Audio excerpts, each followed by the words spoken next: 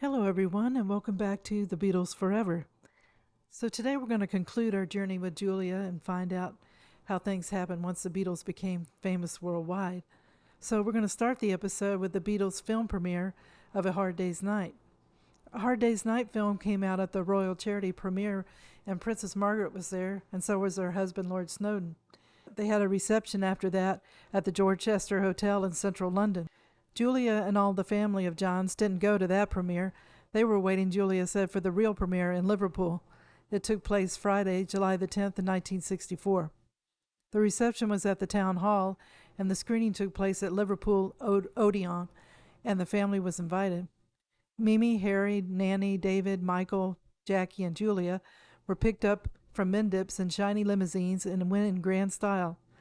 Julia said she had never seen so many people, and the car went slowly through the crowd in order to park. There were more than 200,000 people gathered there.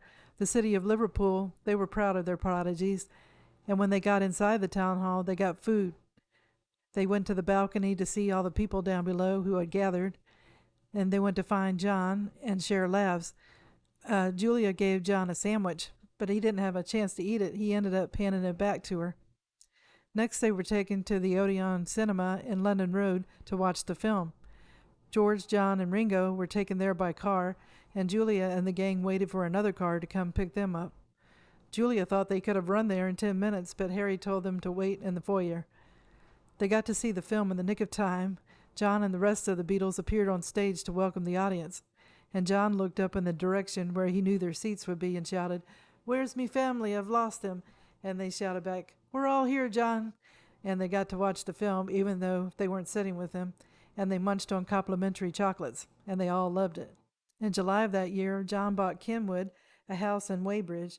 John and Cynthia wanted his sisters and cousins to visit them, and Harry had wanted them all to go together, but Cynthia and John said the sisters should come first, and then cousins David and Michael another time. Julia and Jackie got to visit 6 weeks after John and Cynthia moved in. The house was still in fix-up stage. There wasn't a kitchen downstairs, just a gaping hole. No swimming pool or electric gates. The gardens hadn't been landscaped, and John, though he was very proud of the house, they had to cook the food upstairs in the housekeeper's room, and they sat down as a family and ate.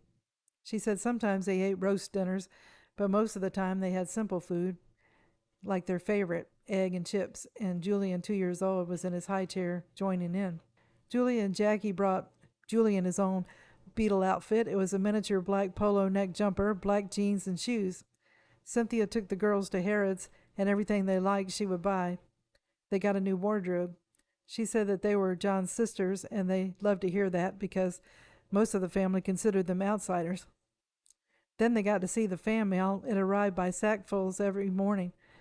John said that they could open the letters and read them if they wanted to. And John and Cynthia took them to see George, who lived nearby in Esher. There weren't any sofas or chairs, and they all sat on huge embroidered cushions on the floor and had drinks and snacks. Julia said that it was her first time at a hippie house, and she liked it, and she wanted one too. Julia said in those days everybody had to choose a performer. You were either an Elvis fan or a Cliff Richard fan. Then you were either a Rolling Stone fan or a Beatles fan. Julia always loved the Rolling Stones music, and John laughed and didn't mind. Julia said at that time that John was wearing the hard contact lenses, and it took getting used to.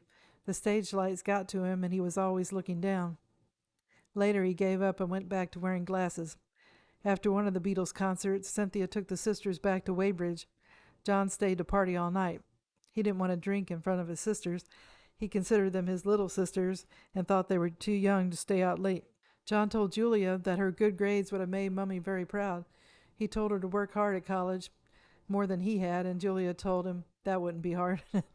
So Julia said that John used to spend his time relaxing in his small red den in Kenwood with the TV on, playing records and accompanying them on the guitar. And when he moved to the Dakota building, he would lay around watching television, listening to records, and playing his guitar. So John Dykins remarried after 7 years without Julia. Julia and Jackie had only met the lady he married once or twice. They didn't want to know her. They felt like Julia was still alive. I guess they would when they weren't told for a long while that something had happened to their mother. Julia would see her father, but she requested that they be alone when she did. Julia was living at a student residence when she got a call from Nanny. Julia's father had been driving back from managing a banquet in the early hours of the morning when he crashed his car and died. Julia was in shock. It had only been 7 years since the death of her mother. Aunt Harry wasn't very nice when she went to the cottage. Harry told Julia, "You can't mourn here," and Julia was stunned, and she left without seeing her. Julia didn't know where to go. No one was there, so she ended up going back to her college room, and she stayed in bed for a week with her head under the covers. No one from the family contacted her. Her mother's sisters thought that her father was insignificant. The next week, Julia went to see Nana, and they cried together. Julia thought that someone had told John, and when she didn't hear from him, she thought he didn't care. She felt hurt. She didn't have John and Sin's phone number, but John didn't find out till months later. No one thought to tell him. Mater was the one who told John, and when he found out, he didn't contact her. She thought he couldn't face Dyken's death after their mother's death. But John showed he cared later when he got together with Cynthia, and they talked at length and about the best way to help Jackie and Julia would be to buy a house for them. The idea was Julia was living at school and Jackie was at the cottage, and she was 16, and Aunt Harry and Uncle Norman were their guardians, and they were to be allotted a budget for a house where they could have more room. It was assumed that they would all have a base in the house as long as they needed it. But Jackie and Julia didn't understand all that at the time, and John said that he meant it for Julia and Jackie. So when John Dykins died, John and Julia and her sister, they lost contact with each other. She knew he was pursuing his path, and Julia was pursuing hers. Julia learned that Cynthia and John were divorcing, and she was sad about it. She said Sin had been a part of their lives for many years, and she was a friend to her and Jackie. Julian, he was only 5 years old at that time. And Julia and Jackie had no idea about John and his drug use and his extramarital affairs. And then seeing John and Yoko, Julia said that Yoko was a complete surprise, and a strange one at that. Julia, she married at this time and she lived in Ireland. And Jackie moved out and then paid Julia a visit with a friend. And the house that John had bought for Harry and Norman was spacious, but now it was only the two of them when they did finally move in. So Jackie went to live with friends, and David, their son, moved south going to college for computer science. When Julia went to visit Aunt Harry at her new place, she said it had an L-shaped living room that overlooked the garden, a fitted kitchen. There were 3 bedrooms upstairs. So Aunt Harry, being blunt as usual, said to Julia, "This is Norman's room, this is my room, and this is David's room. Is that clear?" She said she understood, and she slept in David's room. Julia said she wasn't invited to John's wedding, and Julia was glad to be in Ireland where no one knew who she was, and where she didn't have to justify John's weird behavior. So John's sister thought that her mother Julia would have laughed at John's antics, and she would have hugged him and encouraged him. She loved his creativity and idealism. Julia was in Ireland for a year when John phoned her from Harry's new house in Liverpool. He was visiting with Yoko, and John asked her if she could come over because they were going to be there for a day or two. But Julia said she couldn't because her and her husband were going on a second honeymoon in Italy, and they were about to leave any day. She said, though she had known that she wouldn't be speaking to him again for 4 years, she would have ferried over to see him. So after the conversation, she got a check for £100 as a wedding gift. She said it came in the nick of time because they needed a new set of gates for their driveway.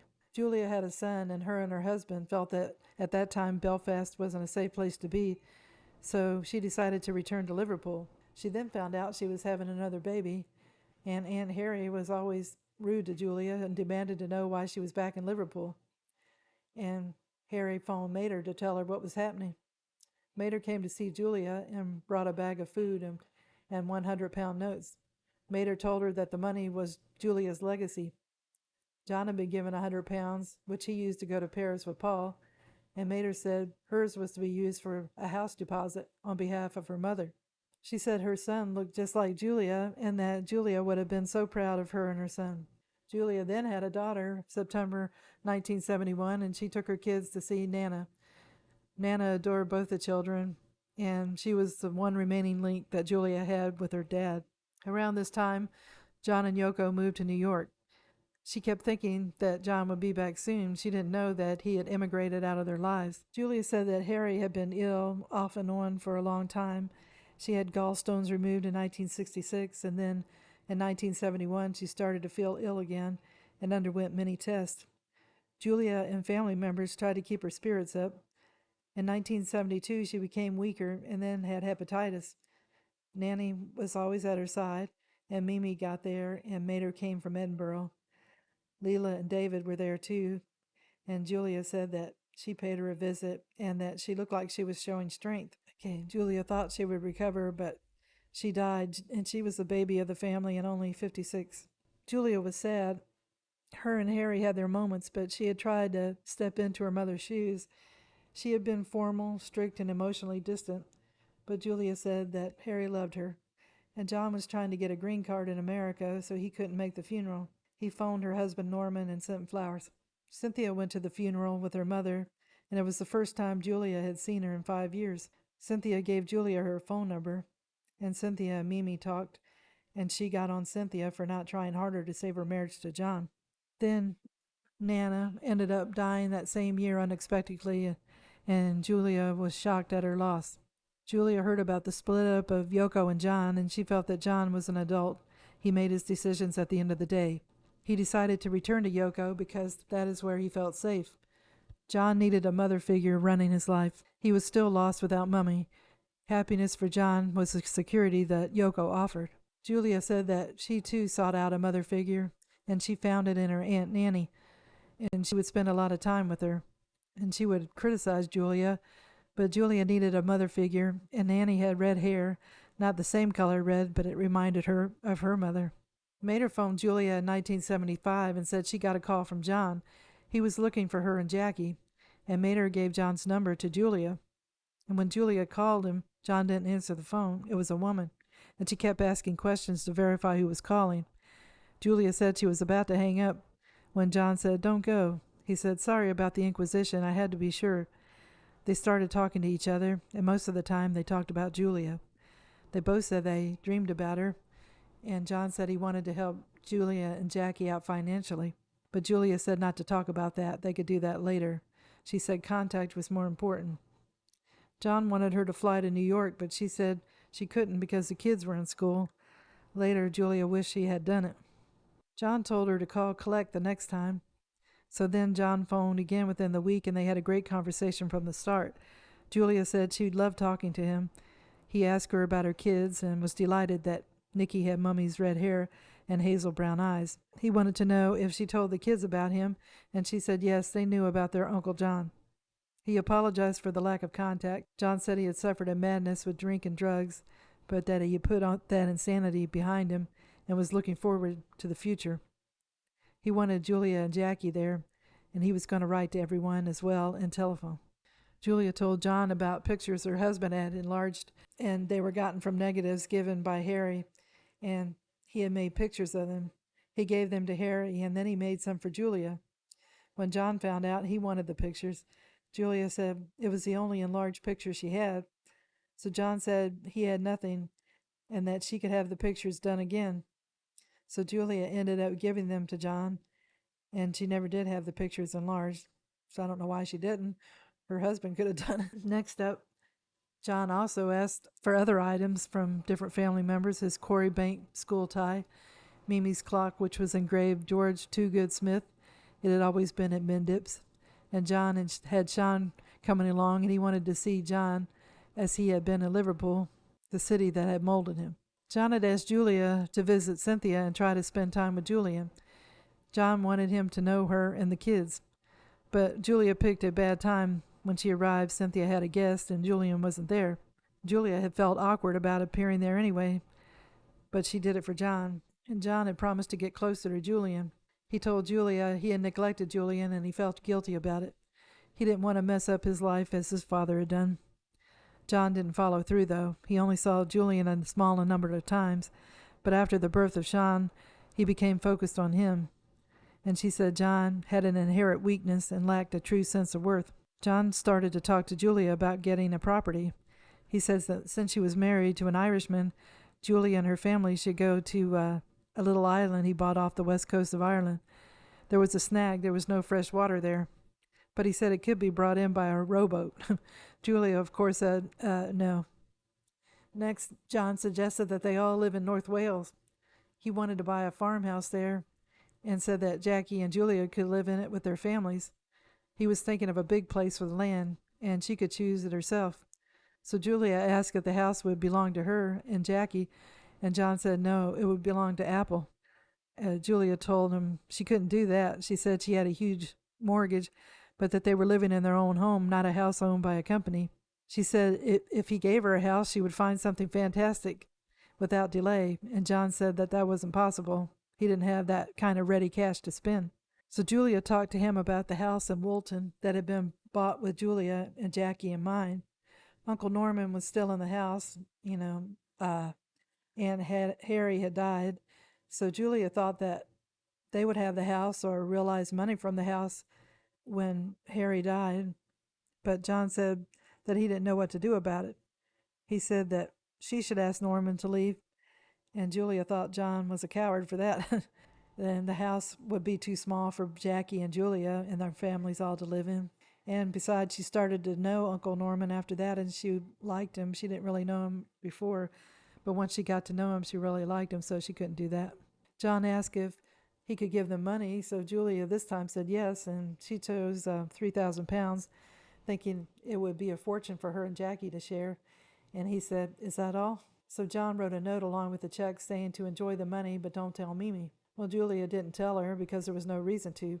But Yoko, though, had to stir the pot, and she called up Mimi to say that John had given the girls some money.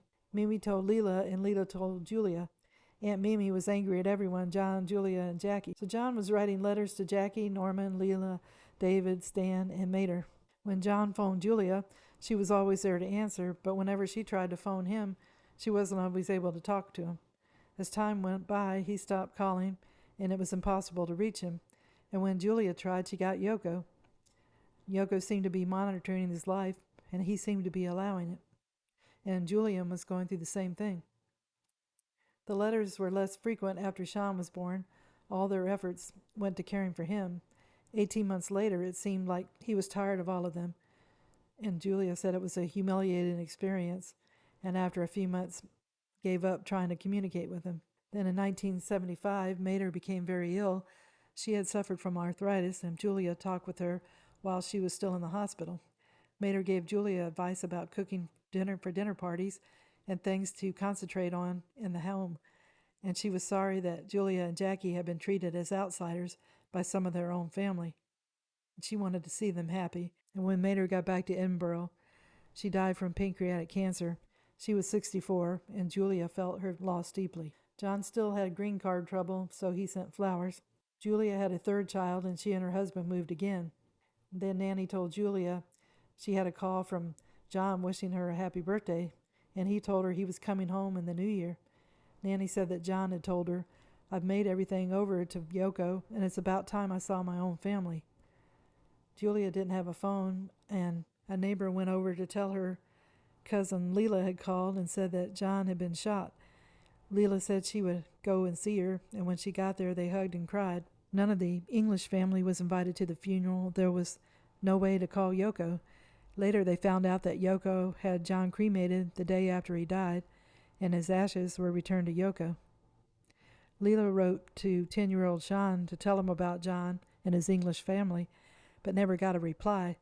She wasn't sure he even saw the letters. In 1986, Uncle Norman stopped by and was angry. He had gotten a letter from a New York law firm acting for Yoko. She wanted to offer Norman the opportunity to buy the home he was living in for a mutually agreed price and at agreeable terms before it was put on an open market. Yoko didn't know that Norman was living on pension and had no money, and he was asked to give a speedy response. So they were shocked when they realized the house didn't belong to them but to Yoko. John had bought it through his company Apple, and the house had gone to Yoko after his death. John didn't secure it for them, nor had he let Yoko know what he intended the house to be for them. Julia said to Norman that if he had to leave the home, that they would get a bigger house and he could live with them. Julia called David and let him know what was going on. So David was Norman's son. So he called Yoko and told her his father had retired and that the house wasn't just bricks and mortars asset, but home to Norman, and he had been there for 15 years. After that, Norman didn't receive any more letters, and he lived there in peace until his death 4.5 years later. Julia learned many years later that Mimi had wanted Norman out of the house. She never liked him and resented him living in the house after his sister died. So that kind of sounds like Mimi. So Julia got news in October 1991 that Norman was at the hospital. When she got there, they told her he'd been run over by a car right outside his home. And this was the second time a family member was hit by a car. So he passed away. And within weeks of his death, David was asked to clear out the house by Yoko's lawyers. David went with his brother-in-law and emptied out the house in a weekend. Next up, Mimi. Julia, thinking about things later in life, realized that Mimi resented Julia from the start. Mummy had been the favorite, the happy-go-lucky one, and Mimi had been the one having all the responsibility. After Julia died, she must have felt guilty, according to John's sister, and she spent hours with Julia after she died in the hospital. So Jackie, she saw a lot more of Mimi than Julia did, and Julia would meet with Mimi and discovered that Mimi's house was owned by Apple too. Mimi thought the house was hers, and she was upset that John had left her beholden to Yoko. Mimi used to have pictures of Julian all over the house, and now it was only of Sean. Mimi was afraid she was going to get kicked out of her house, and she was 85 years old at this time. When Mimi's housekeeper passed away, Yoko had a nursing agency to help out Mimi until she died, which was 2 years later. So that was nice of her. Julia would visit her, and they wouldn't talk that much, but they kept each other company, and Julia would cook for her and tend to Mimi herself. And Mimi had a hip operation, and for some reason, even though she wasn't weak in condition, they did the operation, and she didn't want to stay at the hospital, and she wanted to go home. Julia agreed to be with her, and after the operation, she had a bed put in the living room because she couldn't stand up to get in and out of the chair. And Mimi died in 1991, and it was only 2 months after Norman's death. Yoko and Sean were there for Aunt Mimi's funeral. Cynthia approached Yoko and told her that John had bought the house in the mid-1960s, not only for Mimi, but as a holiday retreat for the whole family. She suggested that Yoko give Julia and the whole family the house because that's what John had intended. Yoko just listened and walked away. They didn't know it, but the house was already sold by Apple's lawyers.